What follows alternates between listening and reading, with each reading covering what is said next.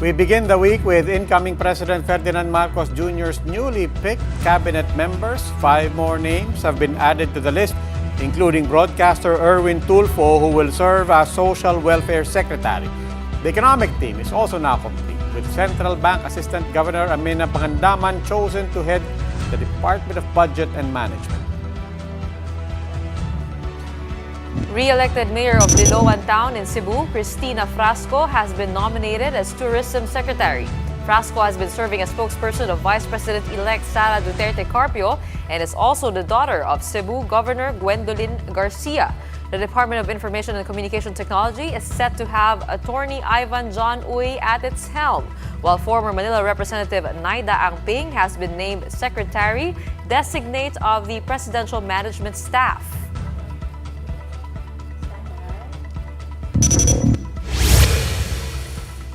Time for today's biggest headlines. I'm Gretchen Ho. I'm Robbie Alampay. You're watching The Big Story. With a month left before his inauguration, President-elect Ferdinand Marcos Jr. has bared more names to fill key positions in his cabinet. He also had a busy start to the day as he met with a number of diplomats to discuss trade and economic relations. For more details on that, we have mobile journalist Julie Baiza reporting to us live from Marcos Jr.'s headquarters in Mandaluyong. Julie, we already named the 5 new appointees earlier. Give us a rundown. Who are they exactly and what do we know about them? Gretchen, 5 more names have been added to Marcos Jr.'s incoming cabinet. First, we have broadcaster Erwin Tulfo as the next Secretary of Department of Social Welfare and Development. Maria Zenaida Angping for Presidential Management Staff. Angping is not new in the public service as she served 3 terms as Congresswoman in the 3rd District of Manila. Third, we have Ivan John Uy for Department of Information and Communications Technology. Currently, he is the Corporate Secretary of the Philippine Chamber of Commerce and Industry. Bangko Sentral ng Pilipinas Assistant Governor Amina Pangandaman was picked to head the Department of Budget and Management. Pangandaman previously served as Assistant Secretary of DBM and former Chief of Staff of the late Senate President Edgardo Angara. And lastly, Liloan Cebu Mayor Cristina Frasco as the next Tourism Secretary. Frasco has been serving as spokesperson of Vice President-elect Sara Duterte.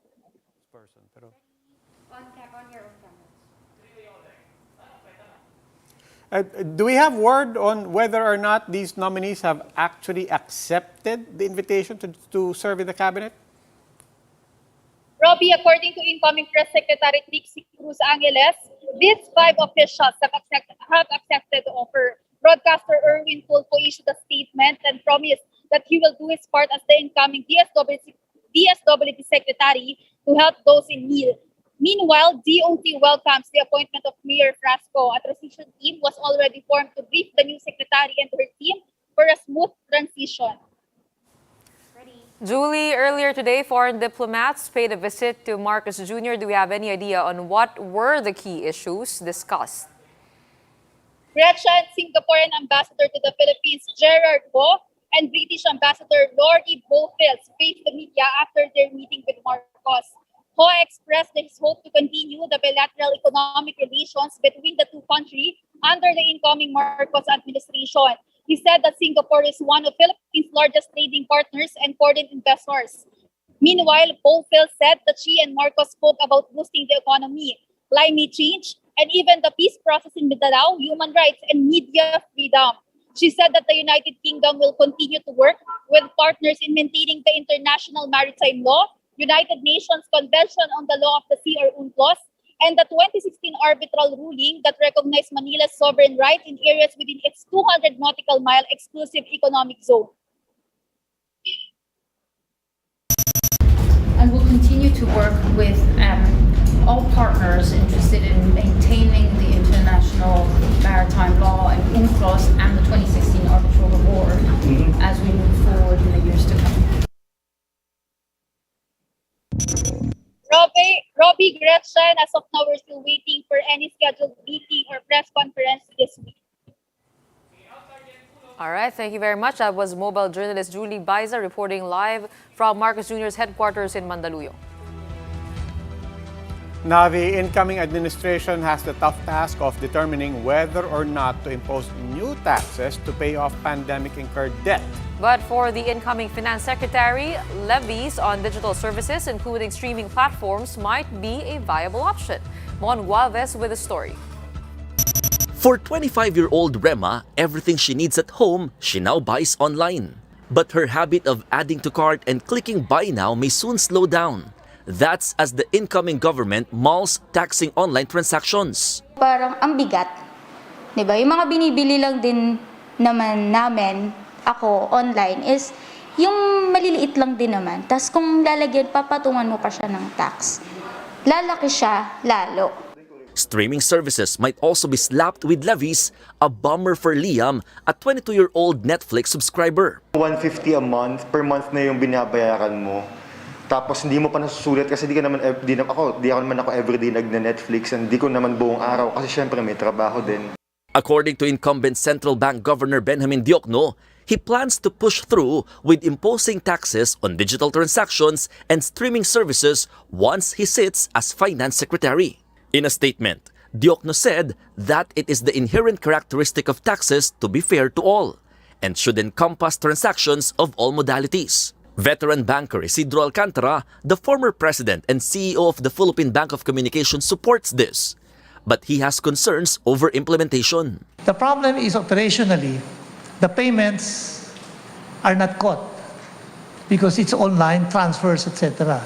There is a current bill languishing in the Senate pushing for a 12% value-added tax on digital service providers. The DOF estimates a 10 billion peso yearly revenue should the measure be passed. But groups like Kilusang Mayo Uno have been wary of expanding taxes to pay the country's mounting debt. Di pa nga namin nakukuha yung dagdag na sweldo na matagal namin ipinaglaban, kakarampot na nga, wala na, kinain na kagad nung bagong inflation rate. Tapos ngayon may panibago pang planong buwis.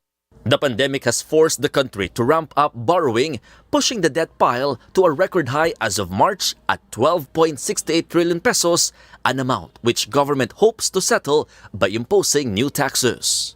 For News 5, Mon Gualvez, we are One News. These are the other big stories tonight. With just a month left, President Rodrigo Duterte's cabinet secretaries outline what they consider to be the outgoing administration's legacy in the past 6 years. Not available. Some of your favorite restos cross out some items on their menu as a global freight crisis starts to affect their daily offerings. And the Boston Celtics is set to go head-to-head with the Golden State Warriors after securing a slot in the NBA Finals. More of these big stories after the break.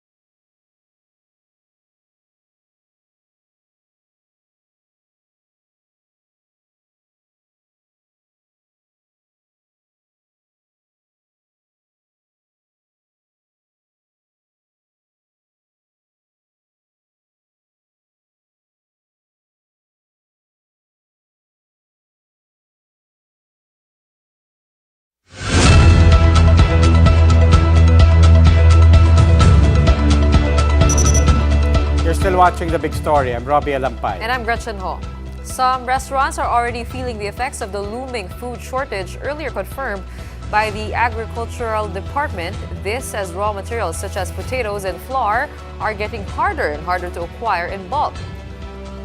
Aside from these products, establishments are also pointing out delays in shipments for supplies over a global freight crisis.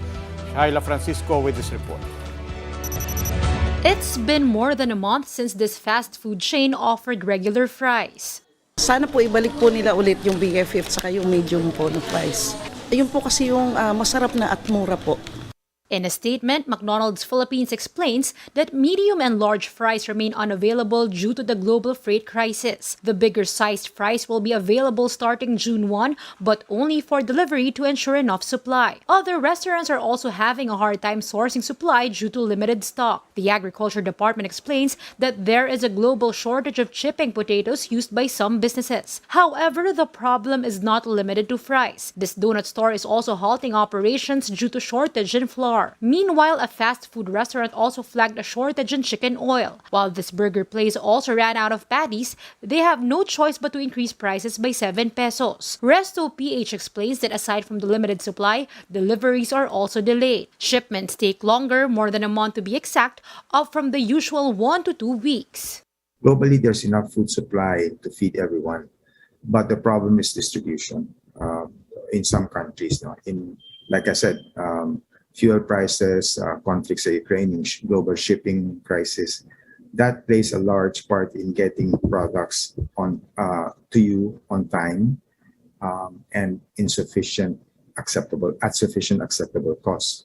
For its part, the DA said they are monitoring 16 countries that have banned exports worldwide of several products. This include wheat, oil, sugar, beef, potato, flour, among others. For now, the DA is looking to tap import substitutes while encouraging businesses to buy local for the meantime. Shaila Francisco, VR1 News. How is the Agriculture Department addressing these shortages and what is believed to be a looming food crisis? That big question and more with outgoing Agriculture Assistant Secretary Noel Reyes. We speak with him on the phone. Asik Reyes, welcome to The Big Story. Thank you, Robbie and Gretchen, for the opportunity. Asik Reyes, you heard us. We referred to it as a looming crisis. Is this shortage fair to call a crisis at this point? Yes, there's no shortage yet, no? But then again, the problem is prices are going up because of restriction due to fuel prices increasing, fertilizer prices increasing, high feed costs, and of course compounded by Russia-Ukraine crisis. You know, both these countries produce a lot of fertilizer and also fuel. So again, they're impinging on the supply, global supply of feed wheat and fertilizers and fuel.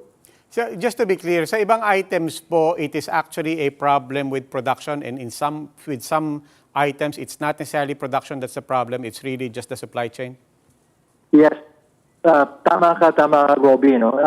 Logistics, for one, mga problema. Ever since pa naman, no, last year, because of the pandemic, restrictions, lockdown, and then compounded by the fuel crisis, and now the Russia-Ukraine war. So again, nararamdaman na natin yan, feed wheat, ang laki ng nawala sa market. They produce, both these countries produce one-third of the feed wheat or wheat for that matter, no, in the world. So again, naghahabol ng supply naman sa iba, sa corn. So tumaas ang presyo sa soybean and all. So yan, nag-uunahan tayo. Ang masama niyan, Robbie, tama yung sabi ni Shaila, yung ibang countries ayaw na. Ayaw nilang ibenta yung surplus production nila. So they're keeping it to themselves for the moment. So again, meron supply sa merkado pero mataas ang presyo. Yan ang puwapatay din sa atin, no? Sa feed, dahil dependent tayo sa corn, soybeans, feed wheat for our livestock, poultry and livestock.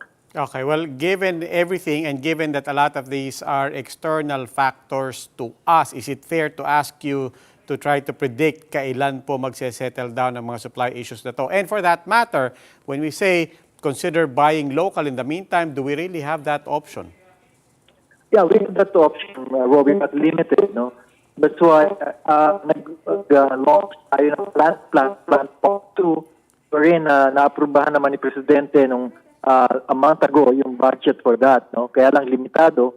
So again, yung fertilizer subsidy, yung fuel subsidy, plant, Kadiwa, 1 billion, mariculture, 1 billion, food mobilization, 1 billion, 6 billion sa fertilizer subsidy, 1.1 billion sa fuel subsidy, and yet kulang ito, Robbie. Kailan talagang magkumahog tayo. Yes, Robbie. Okay, maraming salamat po, ASEC. That was Assistant Secretary Noel Reyes of the Department of Agriculture.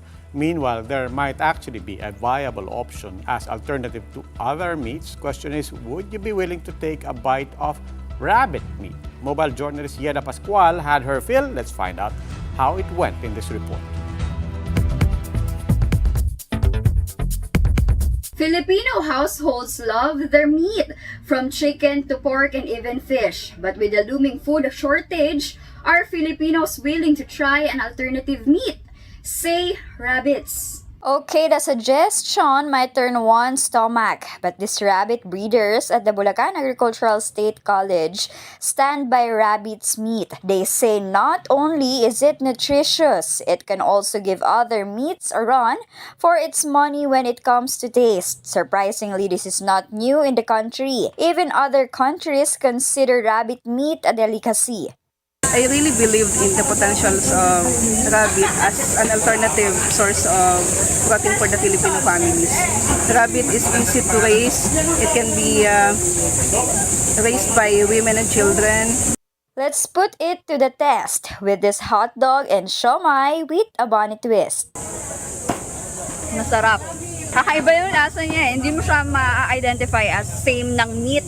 Hindi siya parang chicken, hindi siya para pork. Talaga pong masarap kumpara po sa ibang karne ng hayop. Mas masustansya po ito at walang kolesterol. There's also rabbit papaitan, rabbit gourmet, and of course, rabbit lechon. Para siyang in-smoke, tapos ginawang Spanish na parang sardinas. Masarap yung lasa niya.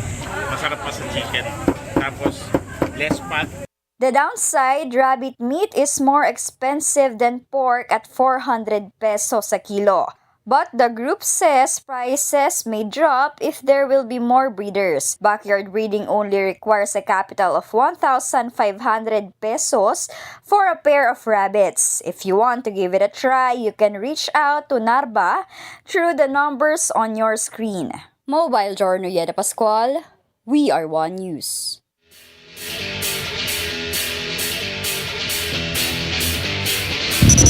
For the big story in sports, the Boston Celtics advanced to the NBA Finals after escaping the Miami Heat in Game 7 of the Eastern Conference Finals 100-96. The Celtics were able to weather a late rally by Miami in the fourth quarter to seal their first finals appearance after losing the conference finals thrice in the last 5 seasons. Jason Tatum, who led the way for Boston with 26 points, 10 rebounds and 6 assists, was named the inaugural Larry Bird Eastern Conference MVP award.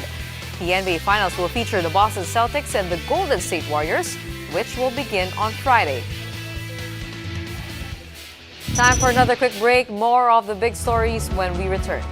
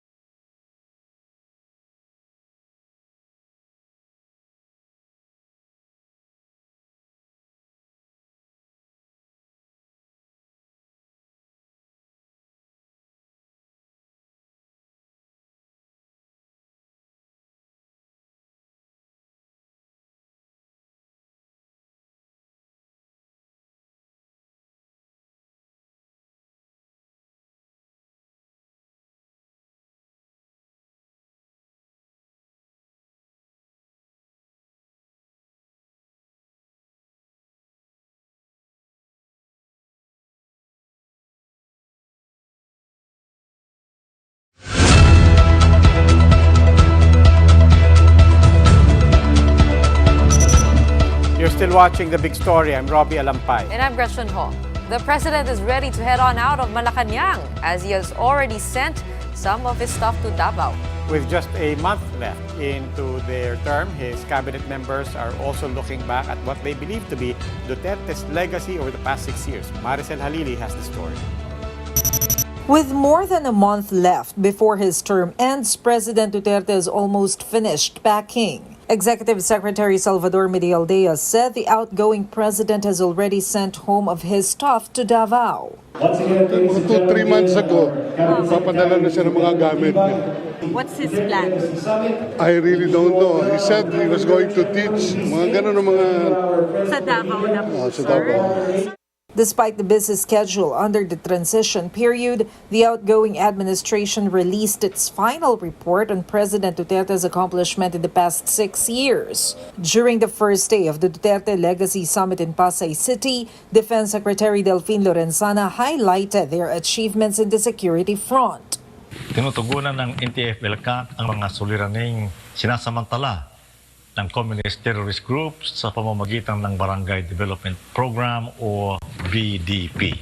Transportation Secretary Arthur Tugade meanwhile defended NAIA. This came after it was tagged as the worst business-class airport by global luggage storage app Bounce. It is an app based on a study that has no fundamentals or parameters, and you don't know how the conclusion was made. Finance Secretary Carlos Dominguez, for his part, touted a higher revenue from syntax collections. Our historic high credit rating were maintained amidst downgrades among our peers globally. This is a testament to the excellent record of prudent spending and fiscal discipline. Despite these achievements, some government officials admit that there is still a lot of things to be done. Testing czar Vince Tizon said the turnout for booster shots must be improved. The Secretaries of Education, Labor, and Health are expected to share their final report on the last day of the Duterte Legacy Summit tomorrow. For News 5, Maricel Halili, We Are One News.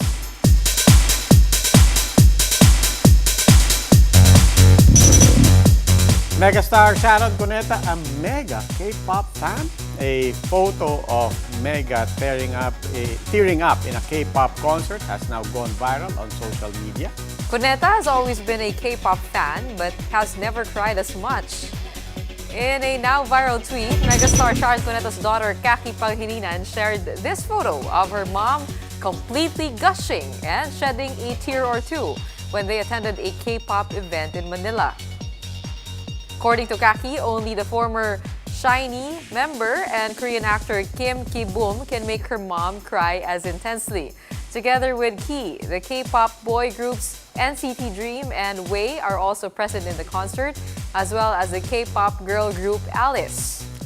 According to the megastar, they even flew from Ilocos to see the K-pop groups even before Ate Shawi had already been vocal with her being a K-pop fan.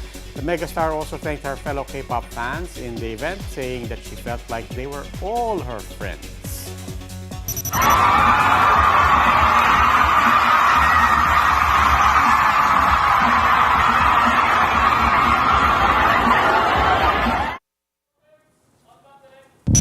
It's amazing to see big events, concerts coming back. Nakakatuwa, no? Iba yung delight that it brings you. Oh, I mean, being out, and just the other night I was watching a movie with my wife, and it just iba talaga yung experience. And you can imagine, not just the movies, but all the concerts coming back, all the live Sense events. of relief. Sports! I know. Diba? Pero may tanong ako sa'yo, ganyan din ba yung approach sa'yo nung Katniel sa airport? Nung nakita ka niya, parang umiyak din ba sila? Parang mangiyak. Sabi ko, okay lang yun. Oo, para lang hindi niyo po alam, may galing tong Thailand at meron siyang picture with Katniel. Oh, you got one over Tunay na tunay! Swerte nila. That wraps up today's big story. Catch us again tomorrow at 8 p.m. on Signal Channels 8 and 250. Please like our Facebook page, One News. For more in-depth analysis, visit our webpage, onenews.ph. Mask on. Wash hands. And get vaccinated, Philippines. I'm Robbie Alampay. I'm Gretchen Ho. We are One News. Have a good evening.